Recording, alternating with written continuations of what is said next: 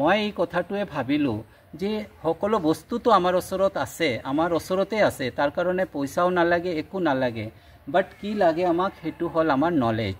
বাট নলেজটো আমাকনো কোনে দিব? সেই নলেজটোৱে হ'ল যে আমি থ্ৰু স্কিল ডেভেলপমেণ্ট কৰি urban farming, urban agriculture, waste management এইবিলাকৰ ওপৰত যদি আমি স্কিল ডেভেলপমেণ্ট এটা প্ৰগ্ৰাম এটা কৰি যদি মানুহক এই বস্তুবিলাক বুজাই দিওঁ, তেতিয়াহ'লে আমাৰ এই প্ৰব্লেমবিলাক সলভ হ'ব পাৰে। যেনেকুৱা এটা যদি মই ৰুফটপৰ ওপৰত গাৰ্ডেনিং এটা কৰিব বিচাৰোঁ, তেতিয়া সকলোৰ আগতে আমাক কি লাগিব? স্পেচ নাই। তেতিয়া আমি ক'ব পাৰোঁ আমাৰ ওচৰত স্পেচ আছে, বালকনি আছে, ৰুফটপ আছে, গাৰ্ডেন ইয়াৰ্ড আছে, বহুত স্পেচ আছে, আমি কৰিব পাৰোঁ।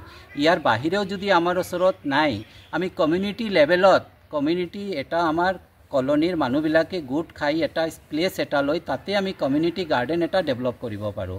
আৰু যদি মই জাগাটো হৈ গ'ল বাৰু, এতিয়া মই কণ্টেইনাৰটো ক'ৰ পৰা পাম? সেই কণ্টেইনাৰটো হ'ল যেনেকুৱা এতিয়া দেখক, চাওক আপুনি, এই যে এইবিলাক আমি পানীৰ বটলবিলাক যিবিলাক ৱেষ্ট হৈ যায়, তলৰ পৰা ভাঙি যায়, লিকেজ হৈ যায়, এই বাকেটকেইটা মই এতিয়া ভাঙৰৰ দোকানৰ পৰা এইবিলাক আনিলোঁ। এইবিলাক বহুত মিনিমাম পইচা লয় আৰু মই পইচা দিয়ে কিনিছোঁ এইটো, কিন্তু এটা মই 10 rupeesত এটা পাই গ'লোঁ। এইটোৰ মুখবিলাক কাটি মই কেনেকুৱা ইয়াৰ ভিতৰত শুকান পাত ভৰাই আৰু এই গছবিলাক লগাই আছোঁ। তো এই কণ্টেইনাৰবিলাক, তাৰপিছত ফ্ৰুটৰ বাস্কেটবিলাক, এই বাস্কেটবিলাক আছে, যেনেকুৱা এই বাস্কেটবিলাকত আমি গছ গছনি লগাব পাৰোঁ। তো এই বাস্কেট হ'ল এনেকুৱা আমাৰ ওচৰত ঘৰত বহুত এনেকুৱা ওলাই আহে। তো এইবিলাক হৈ গ'ল আমাৰ কণ্টেইনাৰ। কণ্টেইনাৰৰ পিছত হ'ল আমি গ্ৰথ মিডিয়া। গ্ৰথ মিডিয়াটো অলৰেডি মই কৈছোঁ, গাৰ্ডেন ৱেষ্টৰ পৰা শুকান পাত আছে, কিচেন ৱেষ্টৰ পৰা সাৰ আছে, এইবিলাক লৈ আমি গ্ৰথ মিডিয়াটো আমি নিজেই বনাব পাৰোঁ। এতিয়া যেনেকুৱা মই ৰিচোৰ্চৰ কথা কৈছিলোঁ যে আমাৰ ওচৰত স্পেচ বাৰু হৈ গ'ল, বালকনি, ৰুফটপ এইবিলাক আমি পাই গ'লোঁ, কিন্তু এতিয়া গাৰ্ডেনিঙৰ ৰিচোৰ্চ ক'ত পৰা আনিম? সেই ৰিচোৰ্চৰ কাৰণে যেনেকুৱা মই এই যে ৱাটাৰ বটলবিলাক হৈ গ'ল, ফ্ৰুটৰ বাস্কেটবিলাক হৈ গ'ল, আৰু সকলোতকৈ ডাঙৰ কথা হ'ল যে আমি এই মিল্ক পেকেটবিলাক পেলাই দিওঁ। তো এই মিল্ক পেকেটবিলাকৰ ভিতৰত আমি সৰু সুৰা ঘৰৰ পৰা যে গুটিবিলাক ওলায়, যেনেকুৱা কোমোৰাৰ গুটি হ'ল আৰু কঁঠালৰ গুটি হ'ল, এই গুটিবিলাক যদি আমি এনেকুৱা প্লাষ্টিকত ভৰাই যদি চিডলিং ৰেডি কৰি দিওঁ, তেতিয়াহ'লে এইটো আমাৰ কাৰণে খুব ভাল হয়। আৰু মিল্ক পেকেটটো কিয়? কাৰণ মিল্ক পেকেটৰ ভিতৰত যেতিয়া মিল্কটো আমি ওলাই দিওঁ, ইয়াৰ ভিতৰত এটা বেক্টেৰিয়া এটা থাকে। এই বেক্টেৰিয়াটো যদি মিল্ক পেকেটটো আমি ইউটিলাইজ কৰোঁ, তেতিয়াহ'লে এই বেক্টেৰিয়াটো ডেভেলপ হ'লে আমাৰ গছটোৰ গ্ৰথটো খুব ভাল হয়। আৰু মই যে এইবিলাক গছবিলাক লগাইছোঁ, ইয়াত মানে মাটিৰ মাত্ৰাটো খুব কম। মই মাটি ইয়াত 10% মাত্ৰ মাটিটো ইউজ কৰিছোঁ। ইয়াতে বেছিভাগ আমাৰ শুকান পাতবিলাক আছে। 70% মই আগতে শুকান পাতবিলাক দি এইবিলাক ভৰি দিওঁ, তাৰপিছত অলপমান মাটি দি মই গছ লগাই দিওঁ। তো ইয়াত আপোনাৰ যিবিলাক দেখিছে, এই গছবিলাকৰ ভিতৰত মেডিচিনেল প্লাণ্ট আছে, চিলি আৰু লিফি ভেজিটেবল আছে, বহুতকেইটা মেডিচিনেল প্লাণ্টৰ বাহিৰে অলপ অৰ্নামেণ্টেল প্লাণ্টো আছে, এয়াৰ পিউৰিফায়াৰ প্লাণ্ট আছে। এইবিলাক সৰু এটা নাৰ্চাৰী এটা মই ডেভেলপ কৰিছোঁ।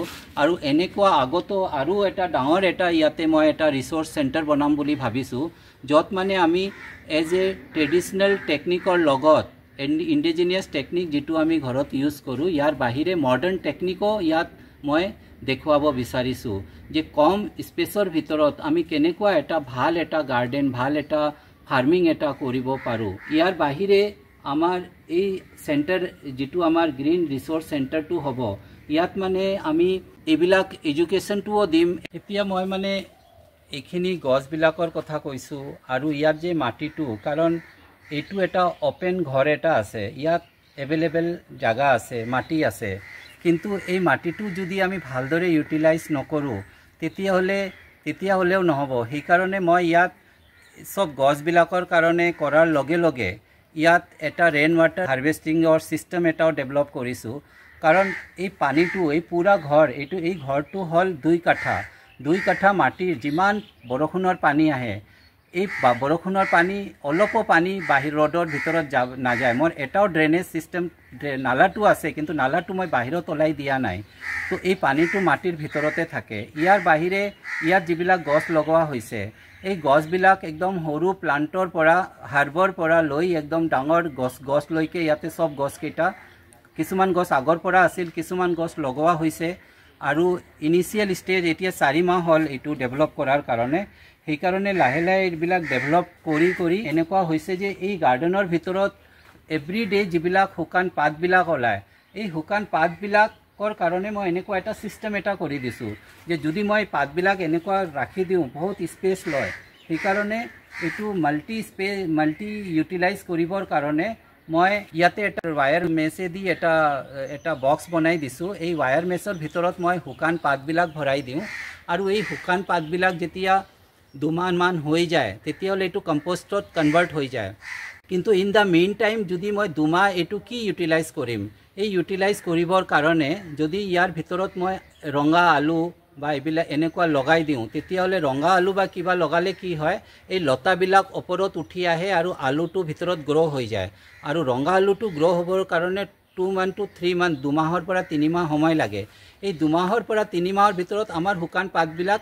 কম্পোষ্টত কনভাৰ্ট হৈ যায় এটা মাটিৰ নিচিনা হৈ যায় তেতিয়াহ'লে আমি এইটো শুকান পাতৰ সময়ৰ কনভাৰ্ট হোৱাৰ সময়লৈকে আমি এটা ৰঙা আলুও পালোঁ আৰু মাটিও পালোঁ এনেকুৱা আমি এই চিষ্টেমটো ডাইভাৰ্ছ হৈ যায় এইটো মই প্ৰথমবাৰ ইয়াতে এটা এক্সপেৰিমেণ্ট হিচাপে এইটো কৰিছোঁ এতিয়া মই চাম ইয়াৰ পৰা কিমান মাহৰ ভিতৰত আমাৰ মাটিটো ৰেডি হৈ যায় এই মাটিটো হোৱাৰ পিছত কিমানখিনি ইয়াৰ বেনিফিটটো হৈ আছে ৰুফটপৰ ওপৰত যেনেকুৱা এটা বিৰুবাৰীত ডেভেলপ কৰিছিলোঁ গাৰ্ডেন এটা সেইটো মই দেখিছোঁ যে শুকান পাতৰ পৰা যদি আমি গাৰ্ডেনৰ গ্ৰথ মিডিয়াটো ইউটিলাইজ কৰোঁ এইটো লাইফ টাইমটো বহুত বেছি হয় 6 ইঞ্চৰ ভিতৰত গ্ৰথ মিডিয়াৰ ভিতৰত তাতে কলগছ এটা অমিতা গছ এটা সাৰ্ভাইভ কৰি আছে সেইকাৰণে এইটোৰ পৰা এইটোৱে বুজি পালোঁ যে শুকান পাতৰ পৰা অমৃত মিট্টি যিটো ৰেডি হয় সেইটো আমি খুব ধুনীয়া এটা গাৰ্ডেন এটা ৰেডি কৰিব পাৰোঁ